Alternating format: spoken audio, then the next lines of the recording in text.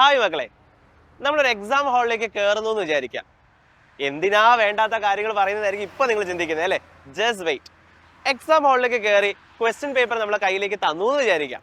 പിന്നെ ചുറ്റുമുള്ളതൊന്നും നമുക്ക് കാണാൻ പറ്റില്ല അല്ലേ? യെസ്, പെട്ടെന്ന് ഒരു കിളിപോയ അവസ്ഥയായിരിക്കും നമുക്ക്.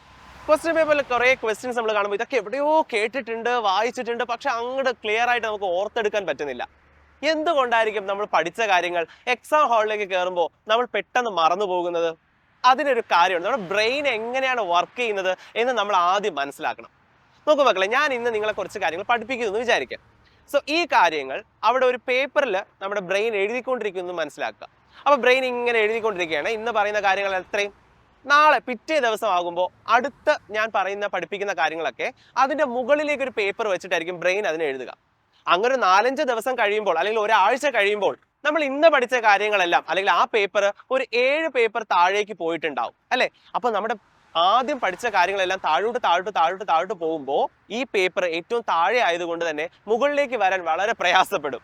അപ്പൊ നിങ്ങൾ എത്ര തന്നെ ഓർക്കാൻ ശ്രമിച്ചാലും ഇതൊരു മിന്നായം പോലെ വന്നു പോകുന്നു എന്നുള്ളതല്ലാതെ നിങ്ങൾക്ക് ഒന്നും ക്ലിയർ ആയിട്ട് മനസ്സിലാക്കി എടുക്കാനോ അത് ഓർത്തെടുത്ത് എഴുതാനോ നിങ്ങൾക്ക് സാധിക്കുന്നില്ല. സോ എങ്ങനെ നമുക്ക് ഈ പ്രശ്നം ഒന്ന് പരിഹരിക്കാം? നമ്മുടെ ബ്രെയിൻ ഇങ്ങനെ വർക്ക് ചെയ്തുള്ളൂ. എന്തൊക്കെ പറഞ്ഞാലും നമ്മുടെ ബ്രെയിൻ ഇങ്ങനെ ആയിരിക്കും വർക്ക് ചെയ്യുന്നത്. അപ്പോൾ നമുക്ക് ബ്രെയിൻ പവർ എങ്ങനെ ഇൻക്രീസ് ചെയ്യിപ്പിക്കാം? ഈ ഓർമ്മ നമ്മൾ ഓർത്തെടുക്കാനായിട്ട് നമുക്ക് എന്താണ് ഒരു വഴി? അതിനൊരു എളുപ്പ വഴിയുണ്ട്. ഇപ്പൊ നിങ്ങൾ ഒരാഴ്ച പഠിച്ച കാര്യങ്ങൾ ഞായറാഴ്ച ഒരു ദിവസം നിങ്ങൾ വീണ്ടും റിവൈസ് ചെയ്യുന്നു എന്ന് വിചാരിക്കാം.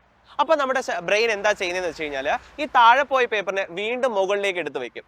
അപ്പോൾ ഈ പേപ്പർ വീണ്ടും മുകളിലേക്ക് വന്നു. അപ്പോൾ ഈ കാര്യങ്ങൾ വീണ്ടും നമ്മൾ എന്ത് ചെയ്യണം? പഠിക്കുകയാണ്. വീണ്ടും 2-3 പ്രാവശ്യം നമ്മൾ റിപ്പീറ്റഡ് ആയിട്ട് നമ്മൾ ഇതുപോലെ റിവൈസ് ചെയ്യുകയാണെങ്കിൽ അവിടെ സംഭവിക്കുന്നത് ഈ പേപ്പർ വീണ്ടും മുകളിലേക്ക് വരുമ്പോൾ നമ്മുടെ ബ്രെയിനിന് മനസ്സിലാകും ഈ പേപ്പർ എന്തോ ഇമ്പോർട്ടൻറ്റ് സാധനമാണെന്ന്. അങ്ങനെ ഈ പേപ്പറിനെ നേരെ അല്ലെങ്കിൽ ഇതിനകത്തുള്ള കാര്യങ്ങളെല്ലാം നേരെ അത് നമ്മുടെ പെർമനന്റ് മെമ്മറിയിലേക്ക് മാറ്റും. സോ നമ്മുടെ ടെമ്പററി മെമ്മറിയിൽ കിടന്ന കാര്യങ്ങളെല്ലാം പെർമനന്റ് മെമ്മറിയിലേക്ക് വന്നു. പെർമനന്റ് മെമ്മറിയിലേക്ക് വന്ന സാധനങ്ങൾ പെട്ടെന്നൊന്നും നമ്മൾ മറക്കില്ല. ഈ ടെക്നിക്ക് നമ്മൾ കുഞ്ഞുനാളിലെ ശീലിച്ചൊരു സാധനം തന്നെയാണ്. ഉദാഹരണത്തിന് നിങ്ങളോട് ആരെങ്കിലും ഒരാൾ നിങ്ങളുടെ പേരെന്ത് എന്ന് വന്ന് ചോദിച്ചാൽ നിങ്ങൾ ആരെങ്കിലും പറയും അയ്യോ എനിക്ക് ഓർമ്മയുണ്ടായിരുന്നു, ഞാൻ ഇപ്പം പറഞ്ഞുതരാൻ മറന്നുപോയി എന്ന് ആരെങ്കിലും പറയൂ? ഇല്ല അല്ലേ? എന്താ കാരണം? ബിക്കോസ് അത് നമ്മുടെ പെർമനന്റ് മെമ്മറിയിലാണ് കിടക്കുന്നത്. അത് എങ്ങനെയാ പെർമനന്റ് മെമ്മറിയിലേക്ക് വന്നത്?